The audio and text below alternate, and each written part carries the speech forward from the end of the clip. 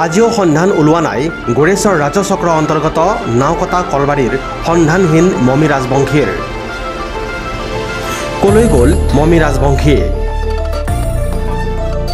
ৰহস্যজনকভাৱে সন্ধানহীন মমি ৰাজবংশীৰ সন্ধানত আজিও ঘন জংঘলত আৰক্ষীৰ তালাচী অভিযান।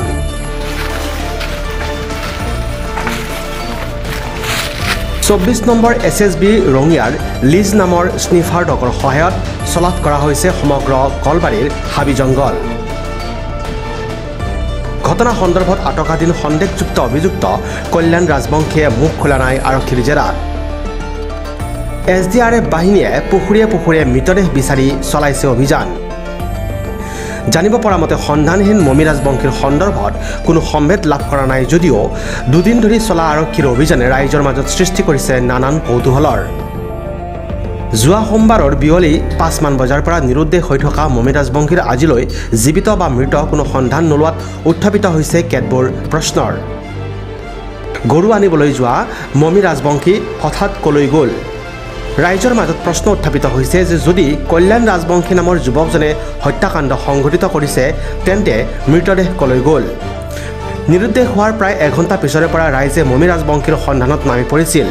ইমান কম সময়ৰ ভিতৰত মৃতদেহ আঁতৰাই নিয়াটো কেনেদৰে সম্ভৱ? নে কোনো পুখুৰীত মৃতদেহ পেলাই দিয়া হ'ল? প্ৰশ্ন উত্থাপিত হৈছে ঘটনাৰ সৈতে কোনো নাৰী দেহ চক্ৰ জড়িত আছে নেকি? নে কোনো অজ্ঞাত স্থানলৈ লৈ যোৱা হ'ল মহিলাগৰাকীক? কোনোবাই প্ৰলোভিত কৰি পলুৱাই নিলে নেকি মমি ৰাজবংশীক? এনে বহু প্ৰশ্নৰে সঠিক উত্তৰ বিচাৰি এতিয়া হাবাথুৰি খাইছে অঞ্চলবাসীয়ে। এই ঘটনাৰ পিছত গাঁওবাসীয়ে খোৱা বোৱাও ভালদৰে কৰিব পৰা নাই। জীৱিত বা মৃত কোনো সন্ধান উলিয়াব নোৱাৰাত আৰক্ষীৰ বিৰুদ্ধে শ্লোগান দি উত্তাল প্ৰতিবাদ সাব্যস্ত কৰে স্থানীয় ৰাইজে।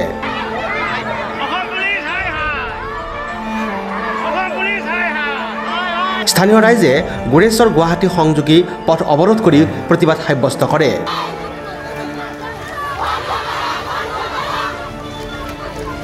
যোৱা পৰহিৰ পৰা নাওকাটা কলবাৰীৰ মমি ৰাজবংশী নামৰ এগৰাকী মহিলা নিৰুদ্দেশ হৈ আছিল আৰু নিৰুদ্দেশ হৈ থকাৰ পিছত গাঁৱৰ মানুহে বিচাৰ খোচাৰ কৰিলে গোটেই ৰাতিটো, কিন্তু একো সংসূত্ৰ নাপালে। তাৰপিছত ৰাতিপুৱা অঞ্চলটোৰ ৰাইজে যি স্থানত তেখেতৰ চেণ্ডেলযোৰ পৰি আছিল সেই স্থান পৰিদৰ্শন কৰিবলৈ যোৱাত তেজৰ চেকুৰা আৰু চুলি পৰি আছিল।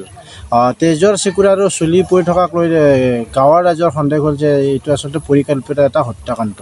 আশ্চৰ্যজনক বিষয়, যোৱাকালিৰ পৰা দিনে ৰাতি পুলিচ আৰক্ষীয়ে বিচাৰি আছে, আজি SDRF আহিছে, এতিয়ালৈকে মৃতদেহ উদ্ধাৰ হোৱা নাই। গতিকে আমি সদৌ কোচবিহাৰী ছাত্ৰ সন্থাৰ তৰফৰ পৰা প্ৰশাসনৰ ওচৰত দাবী উত্থাপন কৰিছোঁ, য'ত যেনেকৈ নাথাকক, মৃতই হওক বা জীৱিতই হওক, এই মহিলাগৰাকীৰ দেহটো উদ্ধাৰ কৰিব লাগে। ঘটনা সন্দৰ্ভত এজনক সন্দেহজনকভাৱে আটক কৰা হৈছে, কিন্তু আমি আৰক্ষীৰ পৰা জানিব পৰা মতে তেখেতে এতিয়ালৈকে কোনো ধৰণৰ স্বীকাৰোক্তি প্ৰদান কৰা নাই, যাৰ ফলত মৃতদেহটো আচলতে বিচাৰি ওলোৱাত আৰক্ষীয়ে যথেষ্ট বাধাৰ সন্মুখীন হ'বলগীয়া হৈছে। ইপিনে এক গোপন সূত্ৰৰ পমখেদি জানিব পৰা মতে গোৰেশ্বৰ আৰক্ষীয়ে গোপনে কেইবাটাও দিশত চলাইছে অভিযান।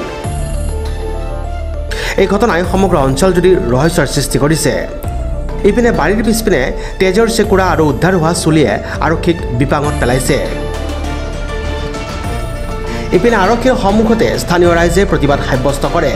জীৱিত বা মৃত কোনো সন্ধান উলিয়াব নোৱাৰাত আৰক্ষীৰ বিৰুদ্ধে শ্লোগান দি উত্তাল প্ৰতিবাদ সাব্যস্ত কৰে স্থানীয় ৰাইজে।